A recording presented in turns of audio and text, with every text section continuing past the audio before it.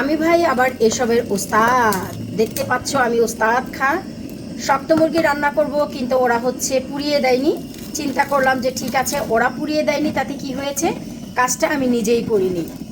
শক্ত মুরগির চামড়াগুলো একটু পোড়ানো থাকলে না খেতে মজা লাগে, এটা আমরা কে না জানি। আর ভাই এই ব্যবস্থা যেহেতু আমার আছে, কেন কাজে লাগাবো না। খাই ভাই বছরে একবার শক্ত মুরগি, তাই চিন্তা করলাম খাবো যেহেতু, খাওয়ার মতো করেই খাওয়া উচিত। কি বলো তোমরা? কারা কারা এইভাবে খাও জানাতে কিন্তু একদমই ভুলে যাবা না। হ্যালো এভরিওয়ান, আসসালামু আলাইকুম। কেমন আছো তোমরা সবাই? আলহামদুলিল্লাহ আমি তো আছি অনেক ভালো, আশা রাখছি তোমরাও ভালো আছো। দেখলা তো ভাই, এই মানুষটা একজন কষাইও হয়ে গিয়েছে।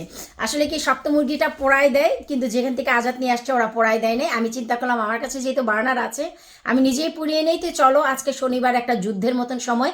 আমার হাতে সময় আছে 1 ঘন্টা 15 মিনিট। এর ভিতরে ঝটপট করে কিছু রান্না করব, তারপর চলে যাব আমি নাকি নিয়ে সুইমিংয়ে। তো চলো দিনটা আমরা শুরু করি, ঝটপট করি। আজ আমি শুরুতেই রান্না চড়াচ্ছি একটি ধামাকা। এখন বলবো এটা তো মাংস, কিসের ধামাকা? আরে ভাই, মাংস বলেই তো বললাম এটা হচ্ছে ধামাকা। এই কি সেই ধামাকা রে ভাই? এটা হচ্ছে আমার শ্বশুর বাড়ি থেকে আনা খাসির মাংস। আমি যখন গত বছর বাংলাদেশে গিয়েছিলাম, মানে 1 বছর আগের মাংস এটা। দেখো চেহারা যেমনটা তেমনই আছে। আর এটা হচ্ছে প্রতিবারই আমরা যখন দেশে যাই তখন শ্বশুর বাড়িতে খাসি জবাই করা হয়, সেখান থেকে অনেক করে মাংস নিয়ে আসি। এই একটা প্যাকেটই আমার ডিপ ফ্রিজের একটা কর্নারেই ছিল। আছে না যে আমি বেশিরভাগই আমার শ্বশুরবাড়ি থেকে যেটা আনি প্রসাদের মতন অল্প অল্প অল্প অল্প করে খাই। আসলে সহজে শেষ করতে খারাপ লাগে যে দেশি জিনিস দেশি জিনিস। চিন্তা করে দেখলাম যে না, অনেক দিন হয়ে গেছে, এখন আসলে এটা খাওয়া দরকার। চেয়েছিলাম আমি এটা দিয়ে কি বলে বিরিয়ানি করে খাবো, খাসির মাংসটা দিয়ে, দেশি খাসির মাংস। কিন্তু আসলে কন্ডিশন তেমন না, হাতের অবস্থা ভালো না, মনের অবস্থা ভালো না, ঘর ভর্তি কাজ। তাই চিন্তা করলাম যা, শুধু রান্নাই করে রাখি। এখন তোমরা অনেকেই চিন্তা করবা যে আপুর মুখে তো হাসি দেখি, আপু আবার কি বলে যে সমস্যা। আপুর হাতের যে কি কন্ডিশন, মনের যে কি অবস্থা, সেটা তোমরা অনেকেই বুঝতে পারবা না। আর তাছাড়া ঘরভর্তি কাজের যে মাথার উপর একটা প্রেশার চলছে, এগুলো তোমরা স্লোলি স্লোলি ভিডিও দেখলেই বুঝতে পারবা। এই জন্যই মানে আমি হচ্ছে বাংলাদেশের নায়ক আলমগীর আছে না, আলমগীরের ওয়াইফ আমি, শাবানা। জি হ্যাঁ, আমি বাংলাদেশের নায়িকা শাবানা, যে কিনা মা বাবার সাথে যুদ্ধ করে স্বামীর হাত ধরে চলে এসেছে। আর এরপর কি করেছে, সেলাই মেশিনে কাজ করে কোটিপতি হয়ে গেছে, কেউ জানে না। তো ঠিক তেমনিই রে ভাই, আমার উপরের এই হাসিটা দেখে আমার মনের ভিতরে যে কি চলছে সেটা তোমরা কেউই বুঝতে পারবা না। That's why people always said, do not জাজ কভার বাই দ্য বুক। তো ঠিক আছে, আমাকে উপরের এই হাসিটা দেখে কেউ জাজ করার চেষ্টা করো না। আমার মনের অবস্থা খুবই করুণ, আসতে যাচ্ছে এক সমস্যা, হাতের অবস্থা খুবই করুণ। আর বাসার অবস্থা কি বলবো, আমাকে নিশ্চয়ই ভিডিওতে বুঝতেই পারছো যে আমি এই সাইডটাও কিন্তু ভিডিও করছি না, খুবই হট্টগোল হয়ে আছে। যেহেতু হাতে সময় কম, তাই একটি নিয়ে বসে থাকলে অনেক সময় লাগবে। খাসির মাংসটা অন্য চুলায় দিয়ে দিলাম। আর এখানে প্রেশার কুকারে আমি মশলা কষিয়ে দেখো শক্ত মুরগি দিয়ে দিচ্ছি। শপে যদি বলো তাহলে দোকানদাররা কি করে, এই মুরগির পিসগুলো না অনেক ছোট ছোট করে টুকরো করে দেয়, যেহেতু শক্ত খুব সহজে রান্না হয়ে যায়। আর এত বড় বড় পিস আমি কখনোই মাংসের পছন্দ করি না, তোমরা সবাই জানো আমি অনেক ছোট ছোট পছন্দ করি। তো এখন যেহেতু সময়ও নেই, তাই আসলে এগুলি ছোট ছোট টুকরো করারও টাইম নেই, আমি প্রেশার কুকারে দিয়ে দিচ্ছি। এখন এটাকে 15 মিনিট শুধু আগে কষাবো, তাই বড় বড়ই রাখলাম, কিচ্ছু করার নেই। কিন্তু তুমি শপে যদি বলো না, ওরা ছোট করে দেয়, না বললে ঠিক এইরকমই বড় বড় করে দেয়। কামচোর এই দুনিয়ায় সবাই রে ভাই, 1 নাম্বারের কামচোর। শক্ত মুরগিটা যেহেতু প্রেশারে দিয়েছি, প্রেশার কুকারে দিয়েছি, অবশ্যই তো প্রেশার দিব। তো প্রেশার দেওয়ার আগে মাংসের লুকটা একটু দেখো, আমি শুধু কষাচ্ছি। 15 মিনিট হয়ে গেছে, এখন প্রেশার দিব। আর এই মাংসে কিন্তু অবশ্যই আমি আলু ব্যবহার করব। শক্ত মুরগি কি আলু ছাড়া চলে রে ভাইয়ারা? আর এদিকে হচ্ছে স্লো আছে আমাদের খাসির মাংসটা হতে থাক। মাংসের ঝোল একদমই টানিয়ে নিব, গা মাখা মাখা করবো, এটাই কোনো ঝোলই রাখবো না। তো এটাও হতে থাক। মাশাল্লাহ, এই হচ্ছে আমার খাসির মাংসের ফাইনাল লুক, দেখতেই পাচ্ছ। চেষ্টা করেছি বিয়ে বাড়িতে যে মাংসটা রান্না করে না রেজালার মতন, সেটাই করার চেষ্টা করেছি, কিন্তু এক্সট্রা কোনো আমি কাঁচামরিচ এখানে ব্যবহার করিনি। কারণ হচ্ছে এটাকে ধুয়ে অ্যাটলিস্ট কিছুটা আমি আমেনাকে দিব। আর ঝাল করেছি, যেই ঝালটা করছি আমার নিতে পারবে, তাই আর কি এক্সট্রা কাঁচামরিচ দেই নাই। বললাম তো বর্তমানে ঘরে কাঁচামরিচটা হচ্ছে জাতের। তো এবার বলো, গরম ভাত সাদা পোলাও রুটি পরোটার সাথে আর নান ব্রেড হলে আর মুড়ি হলে তো ভাই কথাই নাই। আর এদিকে একটু পেঁয়াজ ভেজে নিয়ে দিয়ে দিচ্ছি বেশ কিছুটা আলু কুচি, কিছুটা আলু ভাজিও করব চিন্তা করলাম, অনেক দিন হয় আলু ভাজি করি না, তো ভাবলাম একটু আলু ভাজি করে রাখলেও বাচ্চাদের জন্য ইজি হয়ে যায়। আমি খুবই সামান্য লবণ দিয়ে দিয়েছি আর এখন দিয়ে দিচ্ছি হালকা সামান্য একটু হলুদ। বেসিক্যালি আলু ভাজিতে আমি হলুদ দেই না, সাদাই করি, কিন্তু লাভলি ভিউয়ার্স ওরে আল্লাহ আমাকে শুধু বলে যে আপু তুমি হালকা একটু ভাজিতে হলুদ দিও প্লিজ প্লিজ প্লিজ, তাই চিন্তা করলাম যে আসলে দেওয়া দরকার। আমি মনে করি যে ভিডিওগুলো আমি তোমাদের জন্য করি দেখার জন্য, সেখানে তোমাদেরও কিছুটা পছন্দ থাকা আবশ্যক।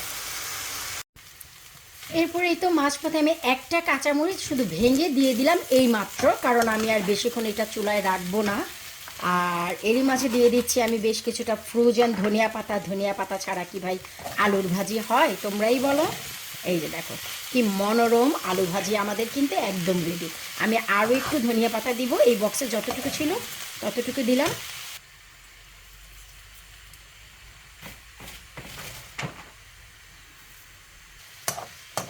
টেন টেন টেন টেন আমাদের একদম আলুর ভাজি ধনিয়া পাতা দিয়ে জড়ো জড়ো করে ডান।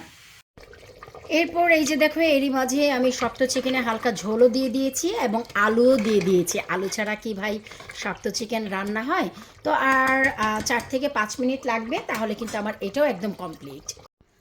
খাসির মাংসটা কমপ্লিট করে আমি হচ্ছে তোমার প্রেসার কুকারে কষানোর পরপরই আমাদের 10:30 বেজে গিয়েছিল, তখন আমরা সুইমিংয়ে চলে গিয়েছিলাম। সুইমিং থেকে আসার পর বাকি কাজটা সম্পূর্ণ করলাম। তো চলো ফাইনাল লুকটা আমরা একটু দেখে নিই। আলহামদুলিল্লাহ, এই যে দেখতেই পাচ্ছ কত মনোরম খাসির মাংস। যেহেতু খাসির মাংস অল্প তাই এইটুকুই রাখলাম আমি। এটা হচ্ছে আমরা আজকে আর কালকে 2 দিন ধরে খাবো। আর এই যে ছোট্ট একটা বক্সে দেখো খাসির মাংস কিন্তু আমি রেখেও দিলাম, যেন ডিপ ফ্রিজ করলে বের করলে অ্যাটলিস্ট আমাদের যেন একদিন দুপুরবেলা অন্তত হয়ে যায়। আর এই হচ্ছে ফাইনালি শক্ত মুরগি আমি আলু দিয়ে রান্না করেছি। দেখতেই পাচ্ছ যে এই রকম মনোরম তরকারি থাকলে ভাই আর কি লাগে। যেহেতু আমি এখান থেকে আবার এখানে ছোট একটা বক্সেও রাখলাম, যেহেতু এটা ডিপ করব তাই এখানে কোনো আলু রাখিনি। যে আলু দিয়েছি সবগুলো এখানেই আছে। আর আলু ভাজিটাই যে দেখতেই পাচ্ছ, যখন কোনো ভাজি করি বা আমি তেহেরি রান্না করি, যদি মনে হয় হালকা একটু তেল বেশি হয়েছে, তখন আমি কি করি কিচেন টাওয়ালের উপর আমি খাবারটা তুলি। এই যে দেখো যেই তেলটা অ্যাক্সেস থাকে কিচেন টাওয়ালে চলে আসে, এতে করে না মনে একটু গিল্টিও কম লাগে আমার কাছে। তো আমি তেহারি রান্না করলে আর যে কোনো ভাজি করলে এই কাজটা করি অলওয়েজ। আর যদি পোলাওতেও আমার ঘি বেশি হয় আমি ঘরে খাওয়ার সময় এই কাজই করি। তো এই হচ্ছে ফাইনালি খানাপিনা। আমেনা যেহেতু সুইমিং থেকে আসছে এগুলোর জন্য ওয়েট করতে পারছিল না, ও সুপার হাংরি। যেহেতু আমেনা বড়ি সুপার ডুপার হাংরি, তাই আমি ওকে কি করেছি আলু ভাজি দিয়ে ভাত মেখে সাইডে যে দেখো চিকেন রোস্ট দিয়ে দিয়েছি। তো ও আসলে এটা এখন বলতেছে যে নিজে নিজে খাওয়ার চেষ্টা করবে। আমেনা বুড়িকে আমি অনেক কম পোষণ খাওয়াই, আমি বেশি মেখে দিছি কারণ এখান থেকে অর্ধেক ও ফেলে দিবে আমি জানি, কারণ ও নিজে হাত দিয়ে কখনো খায় না। হাত দিয়ে হচ্ছে ও ওর খাবার খায়, যেমন পাস্তা নুডলস পিৎজা নাগেট ফাগেট যা আছে, ভাত ও খায় না। কিন্তু এই যে দেখো আমার আমেনা বুড়ি মাশাল্লাহ, ওই যে দেখো আলহামদুলিল্লাহ আমার আমেনা বুড়ি দেখো নিজে নিজেই খাচ্ছে। আমান তো খেতে পারে, আমেনাও চেষ্টা করছে, তাই ওকে দিয়ে দিলাম। ও সুপার ডুপার হাংরি, যেহেতু সুইমিং শেষ করে আসছে এখন হচ্ছে আমি আমানকে দিব। তার সাথে সাথে তোমাদেরকে আমি জানাচ্ছি অনেক অনেক অনেক অনেক অনেক ধন্যবাদ। তোমরা গতকালকে যারা আমাকে গাছ অর্ডার করেছো, ইনশাল্লাহ আমি চেষ্টা করব যেই গাছগুলো একদমই পাঠানোর উপযুক্ত আমি সোমবার পাঠিয়ে দিব। আজকে যেহেতু শনিবার, আজকে যেহেতু শনিবার, রোববার আমি আগামীকালকে বিকেলে প্যাক করব এবং আমি মানডে মর্নিং তোমাদেরকে পোস্ট করে দিব ইনশাল্লাহ। তো তোমাদের অনেক ধন্যবাদ যে ট্রাস্টেবল labunikitchen.co.uk আমার ওয়েবসাইটে গিয়ে তোমরা তোমাদের পছন্দের গাছপালাগুলো দেখছো এবং সিলেক্ট করছো নেয়ার জন্য। তো আমি এইটুকু গ্যারান্টি দিতে পারি এই গাছপালার ফলন আমার বাগানের সাথে সাথে তোমাদের বাগানে হবে। আমার বাগানের ফলন তো তোমরা জানোই। বর্তমানে অনেকেই প্রশ্ন করছো পালং শাক নাকি নষ্ট হয়ে যাচ্ছে। ওই যে দেখো রে ভাই, আলহামদুলিল্লাহ পালং শাকের অবস্থা দেখো আমার আঁঠু পর্যন্ত হয়ে গেছে। এগুলো এখন তুলে খাওয়ার পালা। সো তোমরা যদি আমার ভিডিওগুলো ফলো করো, এইটুকু কথা দিতে পারছি যে এই গাছ থেকেও তোমরা অনেক বেশি ফলন পাবা আমি যেমন পাই। তোমরাই বলো এইরকম মনোরম খাবার থাকলে আর কি কিছু লাগে।